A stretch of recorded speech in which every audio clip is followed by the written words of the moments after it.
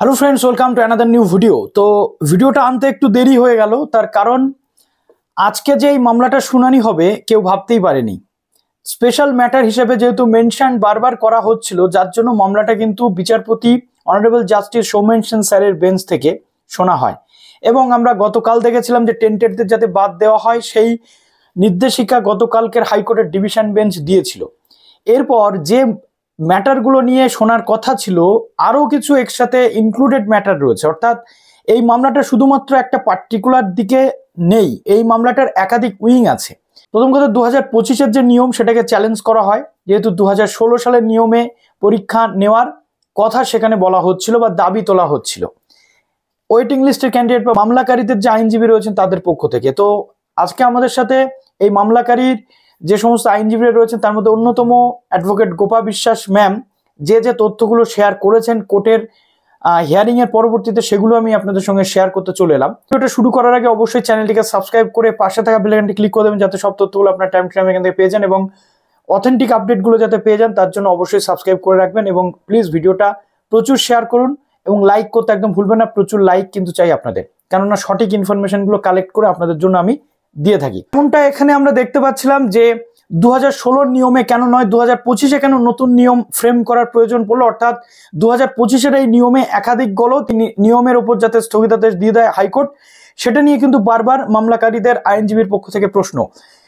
কারণ এখানে একাধিক ভুল রয়েছে। টিচিং এক্সপিরিয়েন্স, আজকে মামলাকারীর আইনজীবীর পক্ষ থেকে এটা বলা হয় যে টিচিং এক্সপিরিয়েন্সের ম্যাটারটা কেন আসবে। আনসাকসেসফুল যারা 2016-তে এবং যারা অলরেডি চাকুরিয়ারা শিক্ষক রয়েছেন তারা কিন্তু পুরো ইকুয়াল, তাদের মধ্যে সমতা এসে গেছে। এখন কোনোভাবেই যে প্যানেল বাতিল হয়েছে সেই প্যানেলের ভিত্তিতে কখনো অভিজ্ঞতার ভিত্তিতে 10 নম্বর যেটা বরাদ্দ করা হয়েছে সেটা করা যায় না। এবং এটা বিচারপতি সৌমেন সেন স্যারের ডিভিশন বেঞ্চও কিন্তু প্রশ্ন করেছেন রাজ্যের কাছে বা প্রশ্ন করেছেন এসএসসির কাছে যে কিসের ভিত্তিতে এটা দেওয়া হয়েছে। সুপ্রিম কোর্টের নির্দেশে শুধুমাত্র এজ রিল্যাক্সেশনের কথা বলা হয়েছে, কোথাও এই টিচিং এক্সপিরিয়েন্সের কথা বলা নেই। আমি এসডি টিউটোরিয়াল গাইড থেকে সোমনাথ বলছি। বলুন। আজকে ম্যাডাম দেখলাম যে একেবারে দুম করেই হঠাৎ হিয়ারিংটা, যেটা সোমবারে হওয়ার কথা ছিল, তো আজকে হিয়ারিংটা ম্যাডাম ঠিক কি কি হলো আজকে হিয়ারিং এ? দেখুন, আমরা যখন লিভ নিই তখন জজ সাহেব ম্যাটারটা কিন্তু আর্জেন্সি কনসিডার করেই কিন্তু সেই ম্যাটারটা তাড়াতাড়ি রেখেছিলেন। এবং তারপরে এসএসসি এবং যেহেতু কমিশনের করা অ্যাপিলটার শুনানি হয়, সেই জন্য আমাদেরটা পরবর্তী সোমবার দিন রেখেছিলেন। তার পরবর্তীতে আমরা তখন বলি সোমবার যেহেতু লাস্ট ডেট, কারণ আমাদের অনলাইন অ্যাপ্লিকেশন করার কিন্তু লাস্ট ডেট হচ্ছে 14 তারিখ বিকাল 5টা পর্যন্ত। এরপরে কিন্তু অনলাইন অ্যাপ্লিকেশন করার সময়সীমা কিন্তু শেষ হয়ে যাবে।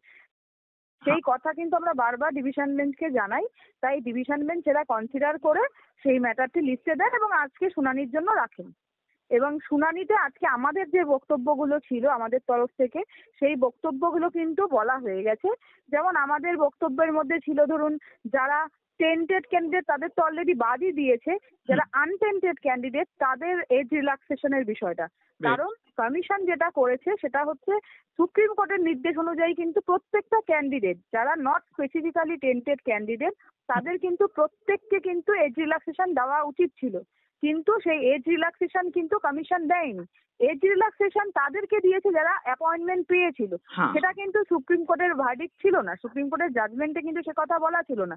সুপ্রিম কোর্টের জাজমেন্টে কিন্তু বলা ছিল নট স্পেসিফিক্যালি টেন্টেড যারা ক্যান্ডিডেট আছে প্রত্যেককে এজ রিল্যাক্সেশন দেওয়ার কথা, সেটা কিন্তু কমিশন দেয়নি।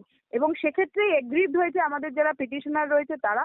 এছাড়াও ধরুন আমাদের সুপ্রিম কোর্টের যে নির্দেশগুলো ছিল, সুপ্রিম কোর্ট এবং হাইকোর্টের যে নির্দেশগুলো ছিল, সেই নির্দেশ অনুযায়ী কিন্তু কমিশন রুলস ফ্রেম করেনি বা আমাদের যেগুলো রাখা উচিত ছিল না, যেমন টিচিং এক্সপিরিয়েন্সের মার্ক সেটা কিন্তু রাখা উচিত ছিল না। আপনি যদি 17 তারিখের যে অর্ডারটি আছে সেটা যদি দেখেন, সেখানে কিন্তু আপনি দেখবেন যে স্পেসিফিক কিন্তু সুপ্রিম কোর্ট তার অর্ডারে লিখিত আকারে বলে দিয়েছেন যে এই যে ক্যান্ডিডেট যাদেরকে অ্যালাউ করা হচ্ছে 31 ডিসেম্বর পর্যন্ত সার্ভিস করা আপাতত এই for the benefit of education system, সেই সব ক্যান্ডিডেটদের কিন্তু কোনো স্পেশাল বেনিফিট দেওয়া যাবে না এই ফ্রেশ সিলেকশন প্রসেসের ক্ষেত্রে।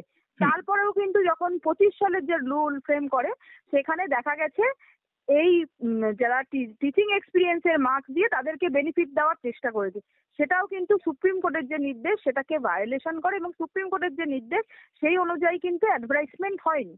এবং যেহেতু এই সিলেকশন প্রসেসটি 2016 আবার ফ্রেশ সিলেকশন প্রসেস, সেক্ষেত্রে কিন্তু আমাদের বক্তব্য ছিল যেহেতু এটা 16 সিলেকশন প্রসেসকে আবার ফ্রেশ ভাবে করা হচ্ছে, তাই জন্য এটা 16 সালের সিলেকশন প্রসেসকেই মানতে হবে। কারণ আপনি যদি ডিভিশন বেঞ্চের 363 প্যারাগ্রাফে দেখেন, সেখানে কিন্তু আপনি দেখতে পারবেন যে আপনার ওই প্যারাগ্রাফে বলা আছে যে এসএসসি যে রুলগুলো ছিল, সেই সময়কার যে রুলগুলো ছিল সেগুলো কিন্তু তার স্পিরিট এবং লেটার অনুযায়ী সেগুলো টোটো ফলো করবে।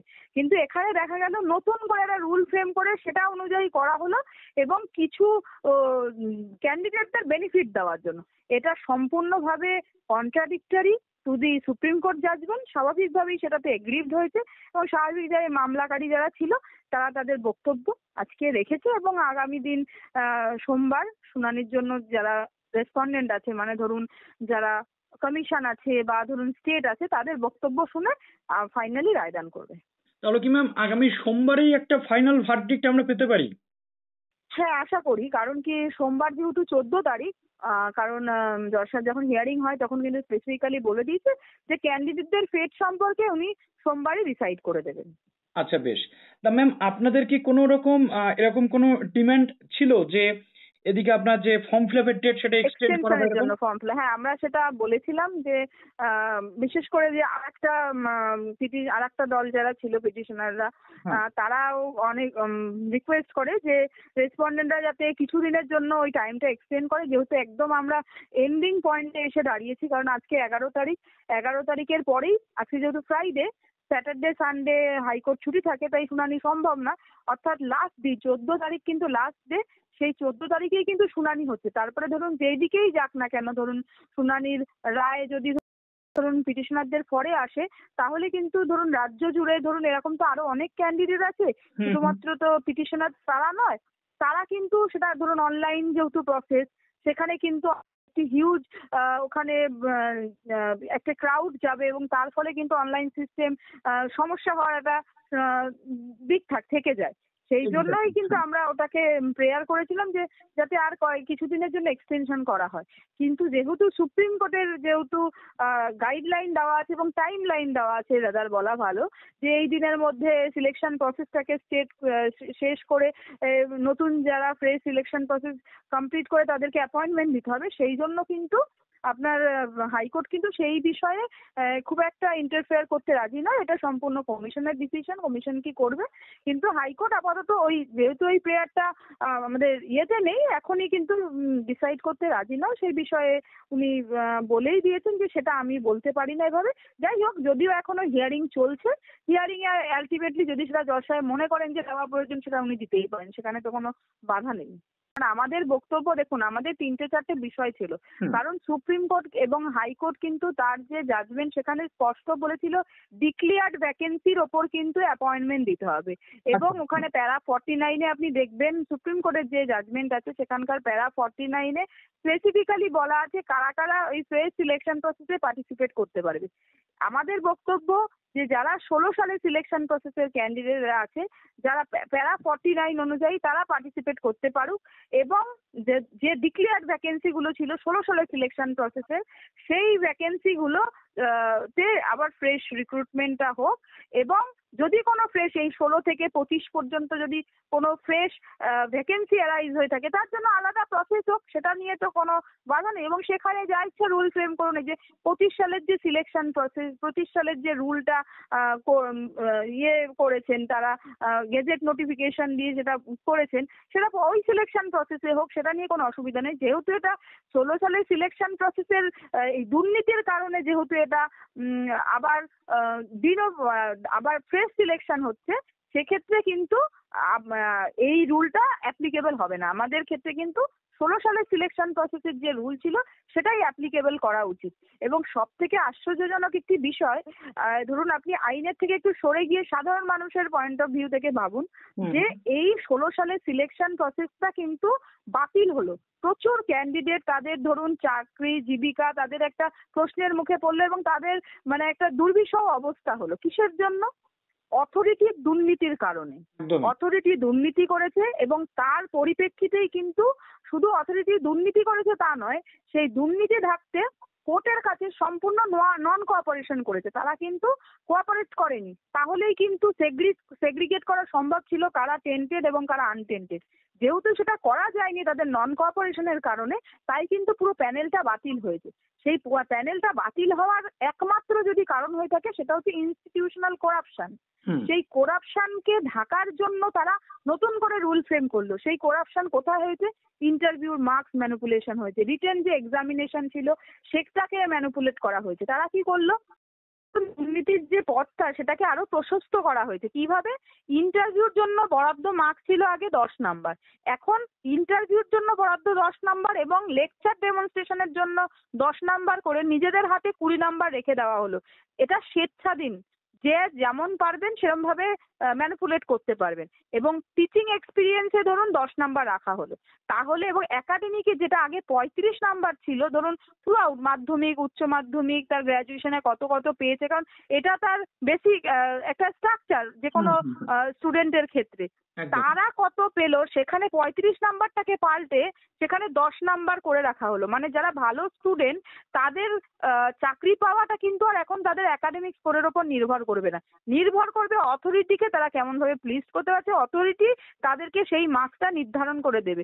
এবং ধরুন যে দুর্নীতি ঢাকার চেষ্টা করার বদলে দুর্নীতির পথ কিন্তু আরো প্রশস্ত করে দিয়েছে এই রুল ইমপ্লিমেন্ট করার ফলে। তো ম্যাম, আপনারা এখন যেভাবে সাবমিশনটা করছেন, কি মনে হচ্ছে যে রুলটা কি বাতিল হতে পারে বা দেখুন, গেজেটটাকে অ্যামেন্ডমেন্ট করতে পারে, মানে চেঞ্জেস করে? এটা কি সম্ভব নাকি পুরো গেজেটটা বাতিল হতে পারে? যদি দেখুন আপনারা please গেজেট বলেন। বাতিল হবে কি হবে না সেটা পরবর্তীতে দেখা যাবে, কিন্তু আমাদের যেটা বর্তমান বক্তব্য সেটা হচ্ছে এই যে সিলেকশন প্রসেসটা ফ্রেশ করে করতে বলা হচ্ছে সেখানে কিন্তু কোনো রুল ফ্রেমিং এর কথা বলেনি। 16 সালের যে রুল ছিল সেটাকেই মান্যতা দিয়ে সেটা অনুযায়ী কিন্তু সেই ফ্রেশ সিলেকশন প্রসেসটা কমপ্লিট করতে হবে এবং এর যেটা লজিক্যাল এন্ড যেটা করা সেটা কিন্তু লজিক্যাল কনক্লুশন সেখান থেকেই করতে হবে এবং যারা যোগ্য প্রার্থী তাদেরকে কিন্তু অ্যাপয়েন্টমেন্ট দিতে হবে।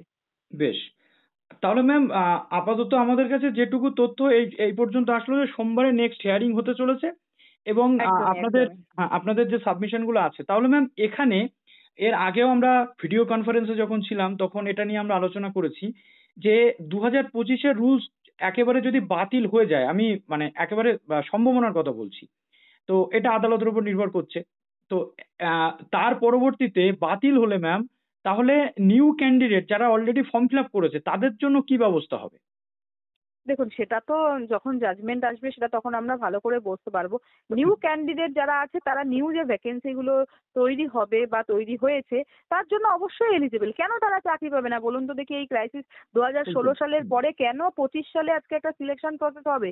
আগে তো এসএসসি বছর বছর হতো, বা ধরুন বছর বছরও যদি না করতে পারে, কিছু যখন 2 বছর অন্তর অন্তর করতে পারে, তাহলে কি হয়? এই ক্রাইসিসটা তো থাকে না। আপনি বলুন তো দেখেন কত মেধাবী ছাত্র শুধুমাত্র বয়সজনিত কারণে তারা আর এই সরকারি চাকরির পরীক্ষায় তারা বসতে পারবে না, এসএসসিতে আর বসতে পারবে না। কারণ অনেকেরই স্বপ্ন থাকে যে আমি টিচার হব, পড়াশোনা করে আমি এসএসসি দেবো, এসএসসি দিয়ে সেখানে টিচার হব, টিচার পদে আমি কাজ করব, অনেকেরই থাকে। কিন্তু বয়সের কারণে মেধাবী হওয়া সত্ত্বেও তারা কিন্তু ছিটকে যাচ্ছে এই অথরিটিগুলোর ইনঅ্যাকশনের কারণে। তারা কেন এতদিন ধরে এই ভ্যাকেন্সি গুলো ফেলে রেখেছে? এই যে ধরুন এক্সট্রা এই যে ভ্যাকেন্সি গুলো অ্যাড হলো, তারা তো চাইলেই এই ভ্যাকেন্সি গুলোতে এতদিন অ্যাপয়েন্টমেন্ট করে দিতে পারতো।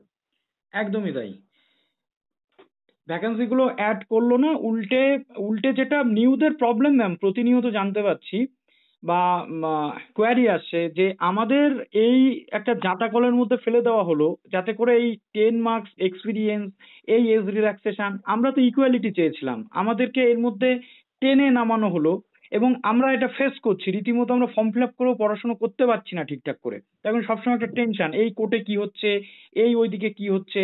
তো এটা একটা যথেষ্ট সমস্যা ম্যাম। আপনি স্বাভাবিক, এটা একটা মানে একটা বিচ্ছিরি পরিস্থিতি সৃষ্টি করা এবং আরো জটিলতা সৃষ্টি করার জন্য এই পরিস্থিতি করা হয়েছে। আপনি আবারও আসবেন আমাদের চ্যানেলে যাতে সবাই সঠিক তথ্যটা পেতে পারে। Thank you so much ma'am আসার থ্যাংক জন্য। ইউ।